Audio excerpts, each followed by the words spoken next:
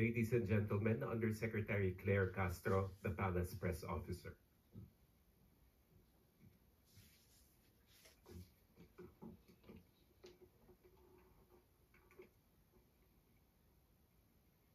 Magandang umaga.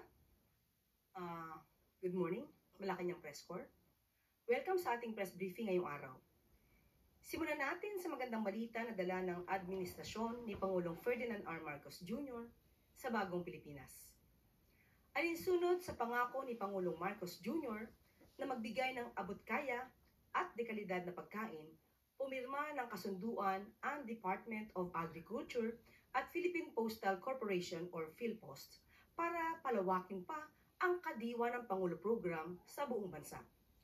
Sa ilalim ng kasunduan, titiyakin ng DA na ligtas at dekalidad ang mga produktong binebenta habang ang PhilPost naman ang magbibigay ng espasyo at kagamitan para sa maayos na operasyon ng mga tindahan. Ibig sabihin, mula sa 6 na post office na dati nang nag-host ng kadiwa pop-up stores, palalawakin na ito sa 67 post office sa Metro Manila at iba pang bahagi ng Luzon, Visayas at Mindanao. At inaasahang aabot pa sa 1,500 ang kadiwa stores sa buong bansa pagsapit ng 2028. Nakikita natin na malaking tulong ito hindi lang sa postal workers, kundi sa buong komunidad na nasasakupan ng mga post office.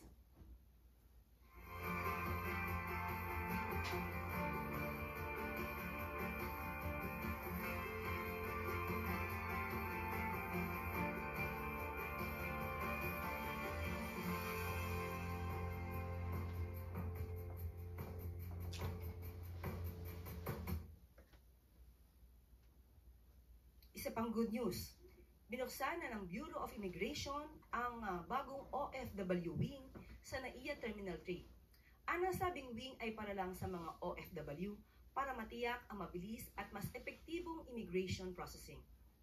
Ang bagong pasilidad ay alinsunod sa target ng administrasyon ni Pangulong Ferdinand Marcos Jr. na pagbutihin at ayusin pa ang mga serbisyo para sa mga OFW. Bahagi rin ito ng pagkakilala sa kontribusyon ng OFWs sa ekonomiya ng ating bansa.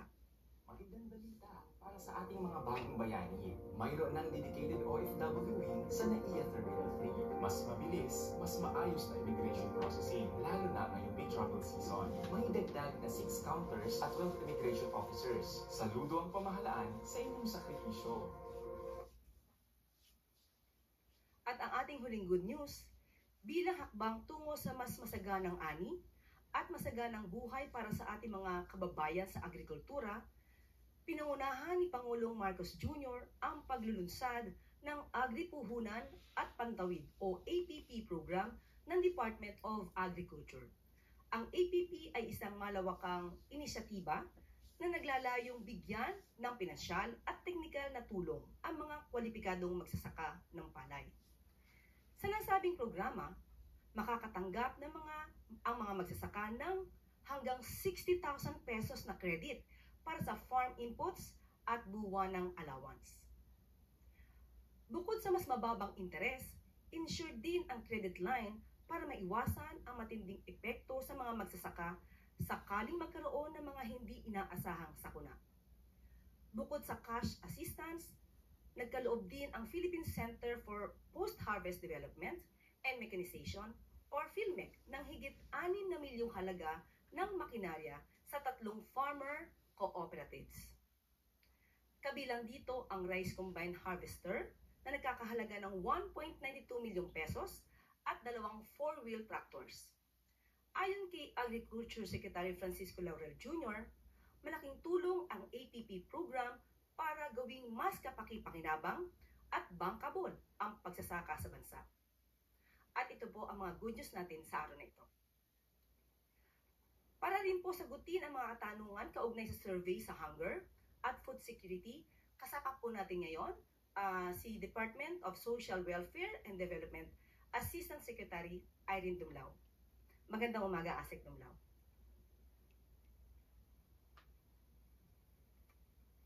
Magandang umaga po, Yusek Claire, and magandang umaga din po sa lahat ng mga kaibigan natin mula sa media. Unang-una po, rini-recognize ng DSWD na multifaceted po yung causes ng hunger and poverty. Kaya nga din po, multi-pronged approach din yung ina-adapt ng aming pong ahensya. We remain steadfast sa pagtataguyod ng mga iba't ibang mga inisyatibo para matugunan po yung issue sa hunger and poverty. And of course, dun sa pagpapabuti at pagpapalawig rin ng mga existing programs ng aming pong ahensya. Kabilang na dyan yung Pantawid Pamilyang Pilipino Program na namumuhunan sa edukasyon at kalusugan ng mga children beneficiaries. Dahil naniniwala po tayo, driver kasi yung hunger sa poverty. Kapag po hindi malulusog ang mga bata, nawawalan po sila ng oportunidad para magkaroon ng magandang kinabukasan. Nakakaapekto ito sa kanilang pag-aaral at sa kanilang productivity. Kung kaya nga po, sabi ko, namumuhunan talaga tayo sa edukasyon at kalusugan. At hindi lamang po yan, hindi lamang po yung pagbabantay sa specific compliance to the conditions of the program ang ginagawa natin. Nakikipag-ugnayan din tayo sa ibang ahensya ng pamahalaan para mabigyan din ng oportunidad ang mga 4Ps members na magkaroon ng trabaho. Isa po dyan yung ating partnership with the Department of Labor and Employment. Meron po tayong trabaho para sa 4Ps sa Bagong Pilipinas. So, batay po doon sa pinakahuling datos, 9 events na po yung naisagawa natin. Mahigit 400 yung hired on the spot sa events na yon. Mahigit 3,000 na mga 4Ps beneficiaries ang nabigyan ng pagkakataon na magkaroon ng empleyo sa mga iba't ibang mga organizations. Ito po yung nabanggit ko na kinakailangan talagang magtulungan ang iba't ibang ahensya ng pamahalaan kasama na yung pribadong sektor para mabigyan ng kalutasan yung problema ng kalusugan, hunger and poverty. And at the same time, nagpapatuloy din po yung iba pang mga programa ng aming pong kagawaran. Nandiyan yung Walang Gutom, nandyan din yung Walang Gutom Kitchen na ini-implement po natin dito sa Kamaynilaan. We're looking at expanding the implementation of this program. Tinitingnan din natin na magkaroon din tayo ng Walang Gutom Kitchen sa parte ng Visayas at Mindanao and sa northern area po ng Maynila. Dahil isa po yan doon sa naging rekomendasyon din in terms of improving the implementation of the program. So again, nagtutulong-tulong po ang iba't ibang ahensya ng pamahalaan. We adopt the whole of government approach, the whole of society approach, sapagkat hindi lamang po gobyerno ang may responsibilidad sa pagtugon sa problema ng kagutuman at kahirapan. Kasama po natin ang pribadong sektor. At yan po ay naipakita sa mga iba't ibang mga programa na ipinapatupad natin. In fact, banggitin ko na rin po doon sa i-digitalize nga natin yung registration, accreditation, and licensing ng mga social welfare and development agencies. We have a lot of good doers po na tumutulong sa department para makapag-provide tayo ng social welfare assistance to the poor, the vulnerable, and the marginalized. Thank you very much, Asek Dumla. We now open the floor to questions related to poverty, hunger, and even food security. Maris Umali, GMA Integrated News. Good morning, ma'am. Ma'am, you mentioned a while ago multifaceted yung reasons kung bakit nararanasan natin yung kahirapan.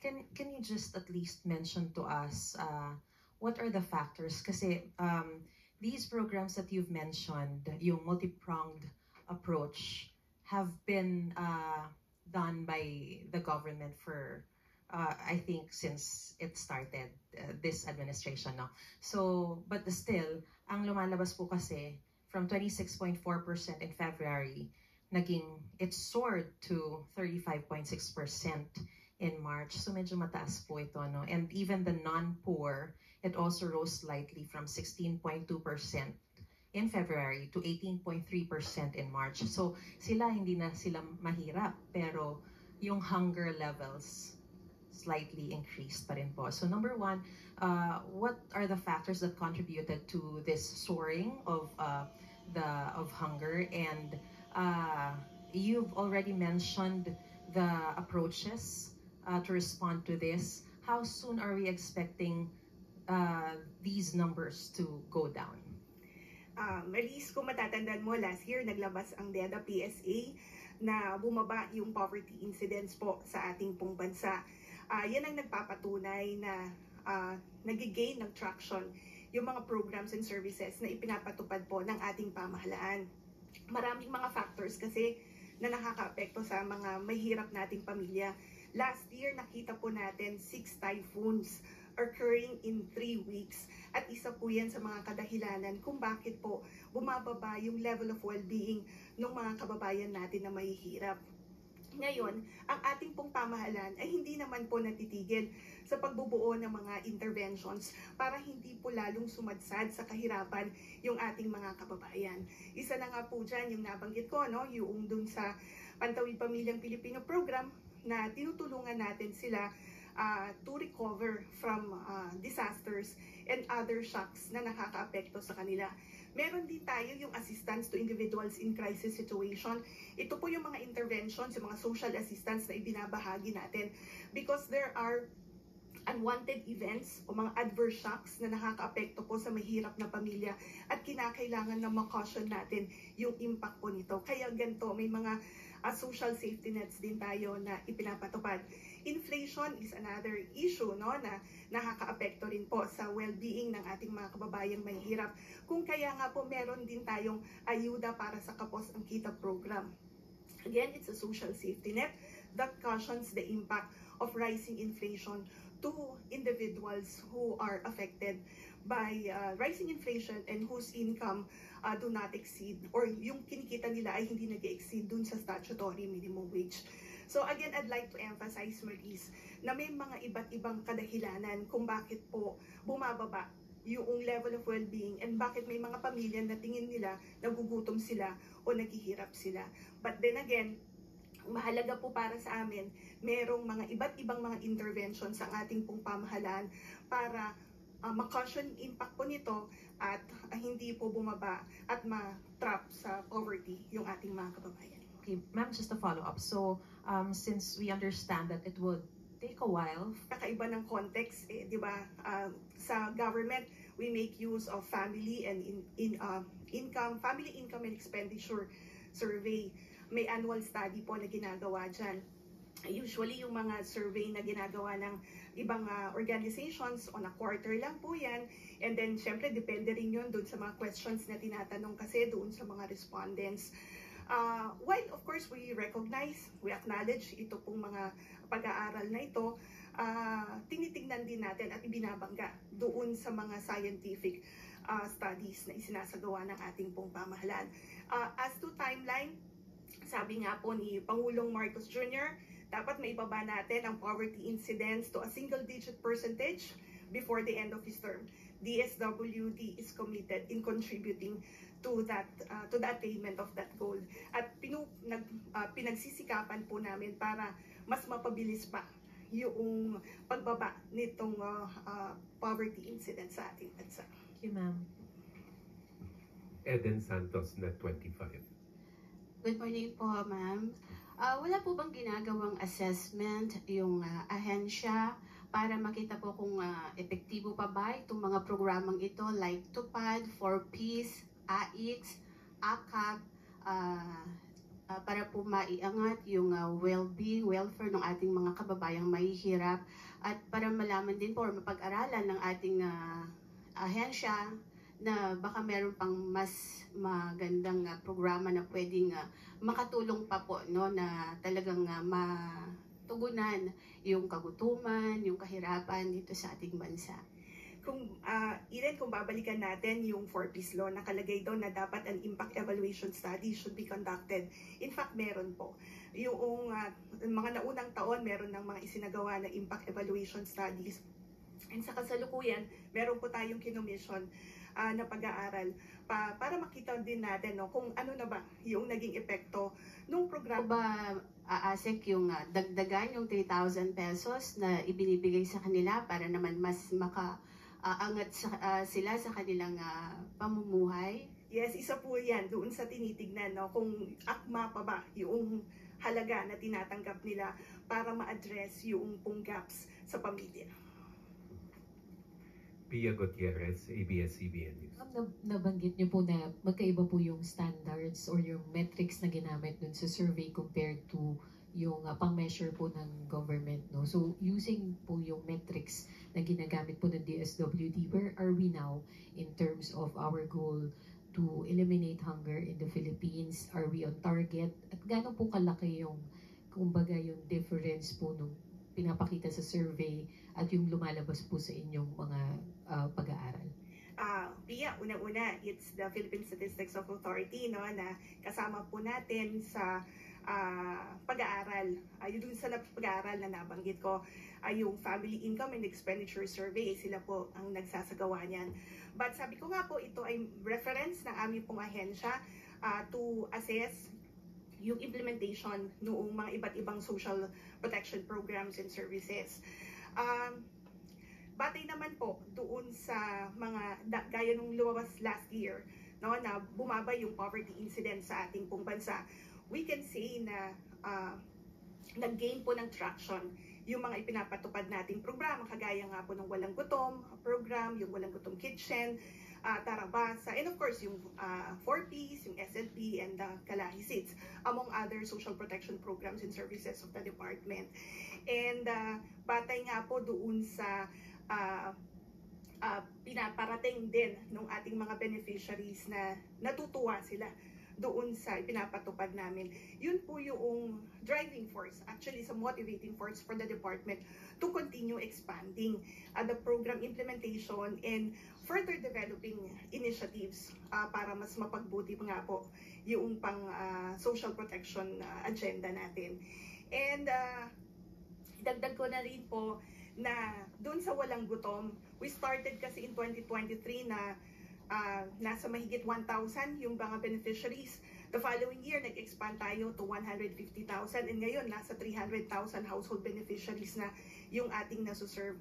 So ibig sabihin po, talagang malaki na yung naiaambag ng ating pong ahensya sa paglutas nga po ng problema ng kagutuman and malnutrition. Clay Pardilla, People's Television.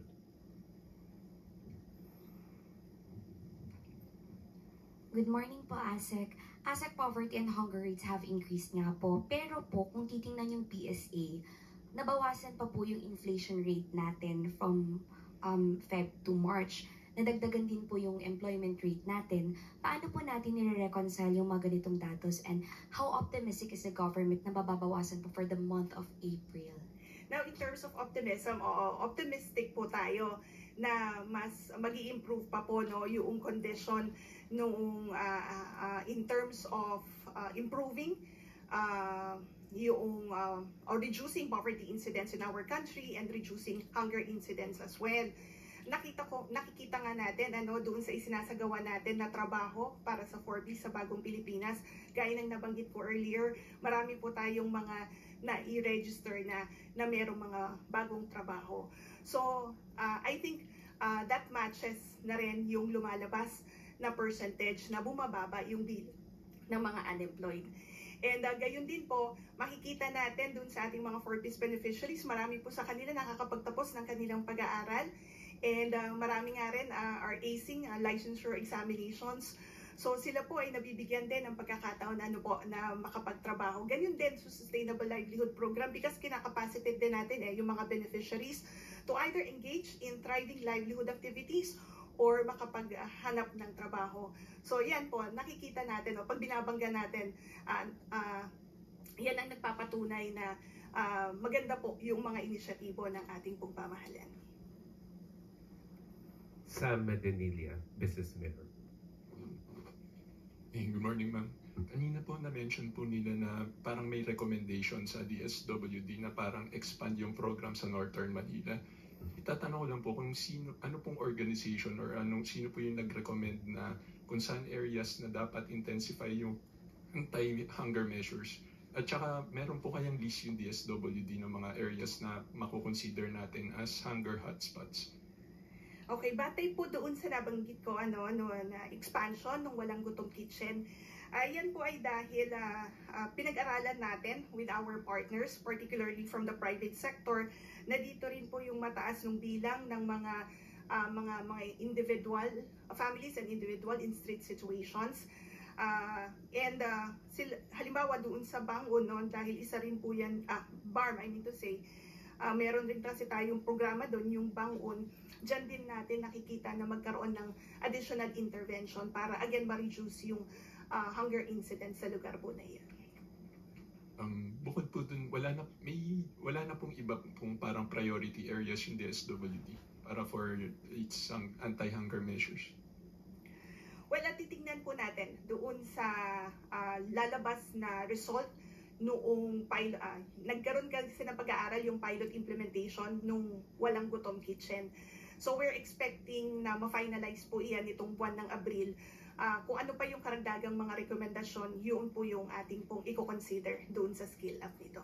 Last na lang po, na-mention po nila kanina na pinag-aaralan na itaas yung 3,000 pesos doon sa Pantawid Walang Gutom program. Ano po yung amount na kino-consider na DSWD at saka saan factors po na i-consider para increase po yung amount ng 3,000? Currently, yan po ang pinag-aaralan ng ating pong partners na nagsasagawa ng pag-aaral. Hindi lamang po yung amount but then also the frequency of distributing the monthly food credits. Ngayon po ma'am, wala pa pong proposed na amount? Wala pa kasi in each area may halaga po, no, na pinag-aaralan. So, hintayin po natin na lumabas yung study. Thank you po ma'am. Left Narciso, DZRH.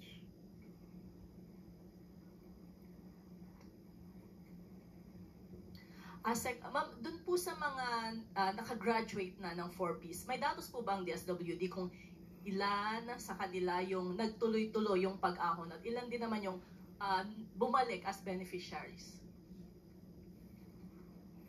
Okay, net batay doon sa aming pinakahuling tala, nasa mahigit 700,000 household beneficiaries yung naka-reach ng level 3 o yung self-sufficiency level. Ibig pong sabihin, sila na po yung kaya na tumayo sa kanila pong mga paa. In fact, sila nga po yung mga nag-exit na mula sa ating programa. Ngayon po, ang DSWD in coordination with the local government units, tinitiyak nga po na hindi pumuling bumaba yung kanilang level of well-being. Kung kaya, kapag nagsasagawa tayo ng Pugay Tagumpay o yung graduation strategy for our 4Ps beneficiaries, pati po yung mga case folders nila ay tinu-turn over natin sa LGUs para mabantayan po. And then make sure that, again, appropriate interventions are being given to them, especially that, as I've earlier mentioned, that there are shocks or unwanted events or crises that might affect the family. So kinakailangan po na we could promptly provide necessary support para, again, hindi po muling bumaba yung kanilang level of well-being. Any more questions related to food, security, hunger, or poverty? If there are none, thank you, Yusek Irene. Yusek Claire. Thank you very much, ASEC Irene Dumlao ng DSWD.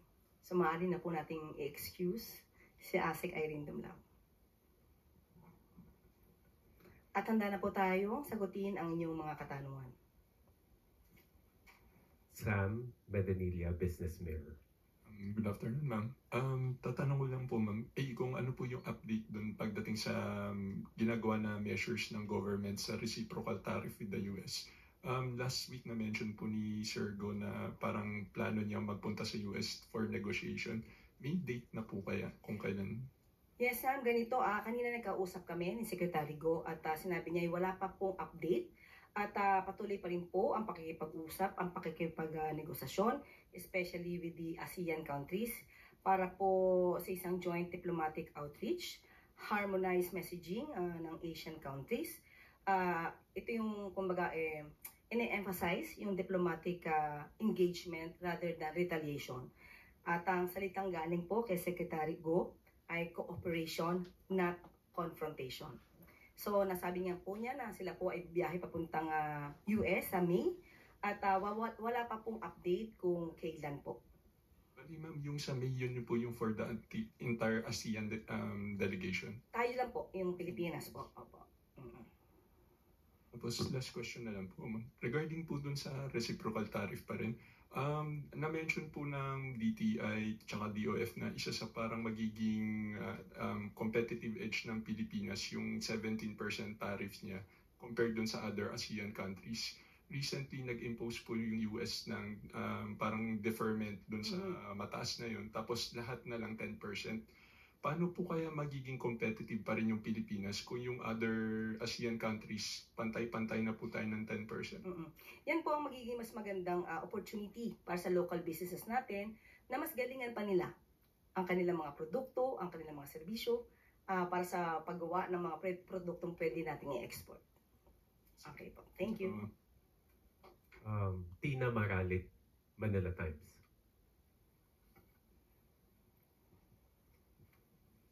Good afternoon, ma'am.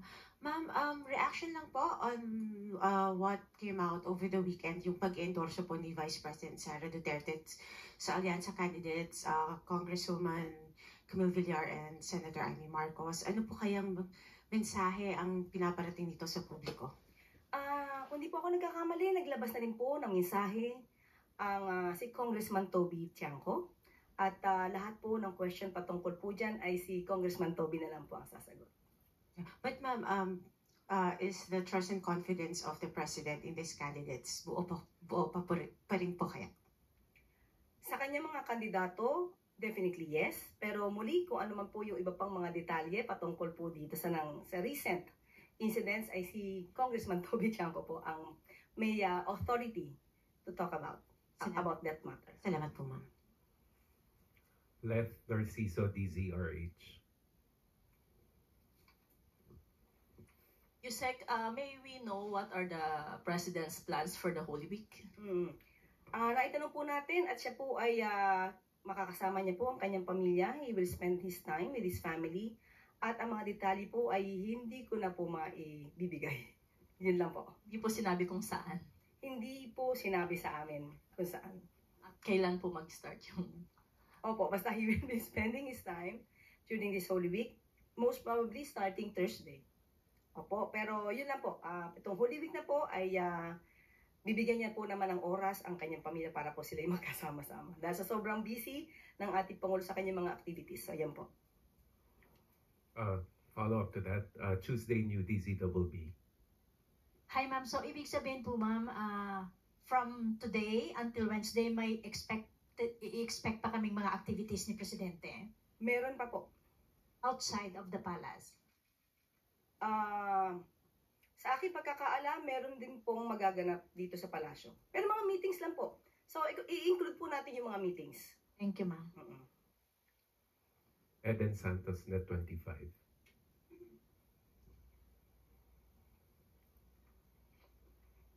Good morning po, Yusek.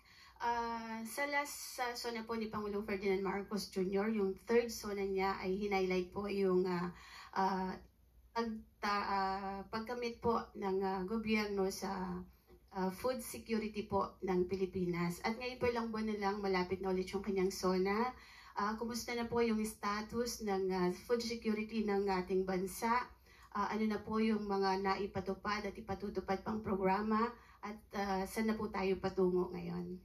Okay, kanina lamang po ay bisita natin si ASEC Irene Dumlao. At sinagot niya na po ang ibang mga katanungan tungkol sa food security. Hanggang doon lamang po ang aking masasagot dahil nasagot niya na po kanina ibang mga programa patungkol po dito.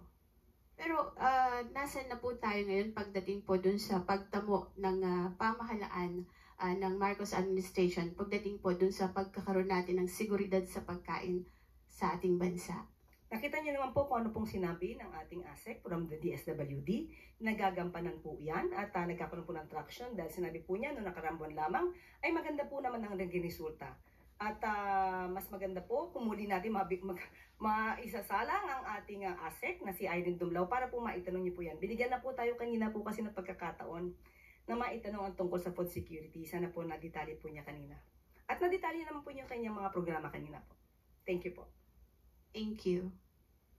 And Soberano, Bombo Radio. Yusek, good morning. Follow up lang din po doon sa Holy Week activities ni Presidente.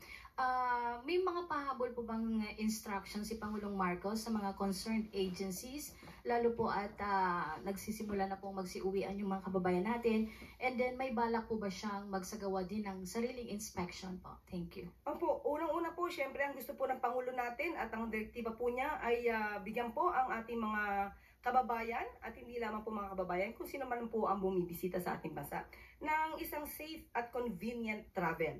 Maliban po dyan, ang mga naiiwan sa kanilang bahay at hindi naman po nagda-travel at nagbabakasyon ay mabigyan din po ng kanilang proteksyon. At kaya po inaasahan po natin ang ating Secretary, si DOTR Secretary Vince Dizon, naglilibot po siya upang malaman po ang mga nagbabiyahe kung may mga overloading at kung ano-ano pa ang maaari maging problema ng mga vehicles, no? Mga transportation na maaaring i-avail ng ating mga kababayan. At maliban po dyan, ang Bureau of Immigration po ay nagsabi rin po na handa po sila sa pagdagsa po ng tao sa airport at magtatalaga po ng 48 personnel para po siguraduhin na lahat ng counter po ay may tao at hindi po maipon ang pila. Hanggat sa makakaya po dahil hindi po natin malalaman kung gaano ba po talaga kadami po ang lamig sa pag-travel po. Balik na rin po sa bansa yung Philippine Humanitarian Team mula sa Myanmar. May mensahe po ba dito si Pangulong Marcos, Yusek? Opo, nagkaroon po ito ng commendation at sila po talaga ay kumbaga ipinarangalan po dahil sa kanilang napakatapang na pagsagupa dito sa kanilang obligasyon at sa kanilang duty po. Kaya po ang lahat po na nanggaling po at tumulong po sa Myanmar, kayo po ay aming pinasasalamatan. Kapuri-puri po ang inyong mga ginawa. Thank you po. Raquel Bayan, Radio Pilipinas. Good morning po, Yusek. May we get Malacanang statement po on the beginning of the overseas voting po and maybe your call for the Filipino voters abroad? Yes, opo. Yan po ay karapatan po talaga nila. Dito po nila mapapakita ang kanilang boses, ang ating mensahe po mula sa palasyo ay gampanan niyo po ang inyong tungkulin bilang isang Pilipino. Bumoto po kayo ng nararapat. Bumoto po mula sa puso. Huwag pong bumoto dahil lamang sa bulong o dahil kayo'y nabayaran, kundi iboto niyo po ang mga taong nararapat, yung maaasahan po natin, mga leader na hindi ibebenta ang bansa kahit sa anumang paraan, at mga leader na makabayan. Also, Yusek, for the first time available na rin po yung internet voting para sa mga OFWs natin. Your thoughts on that and maybe what does that say about the innovations of the government po na pinupush natin? Sana po mas maging maayos po ito at dahil po ito ay mas mapapabilis po ang pamamaraan ng pagboto ng ating mga kababayan. Thank you po. Last two questions. Clay Pardilla, People's Television.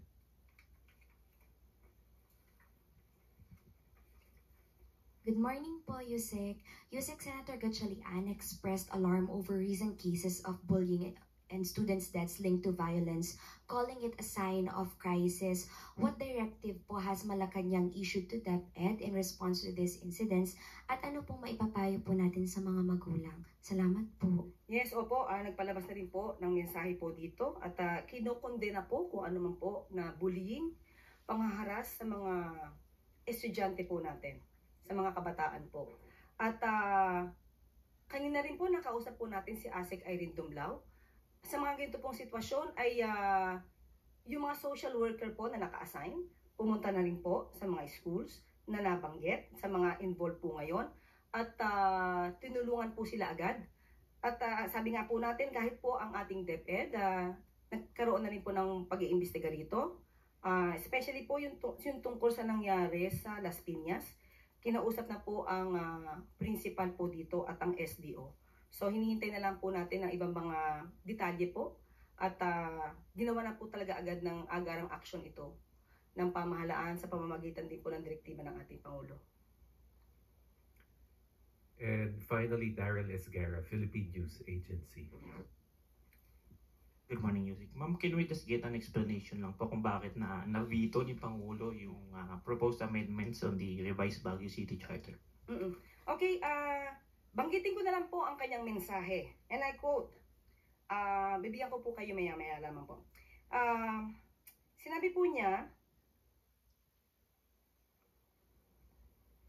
niya dito na, I am constrained to veto the bill as it is inconsistent with law and jurisprudence, and it may endanger or prejudice the authority previously granted to the BCDA. So kinikilala po ng Pangulo ang karapatan at authority ng BCDA patungkol po dito. Kaya po na-veto po an act amending sections 23 and 52 and repealing section 55 of the Republic Act number 11689, otherwise known as the Revised Charter of the City of Baguio. Thank you very much, Yusek Claire. At dito na po natatapos ang ating briefing ngayong araw. Maraming salamat, Malacanang Press Corps, at magandang tanghali sa bagong Pilipinas.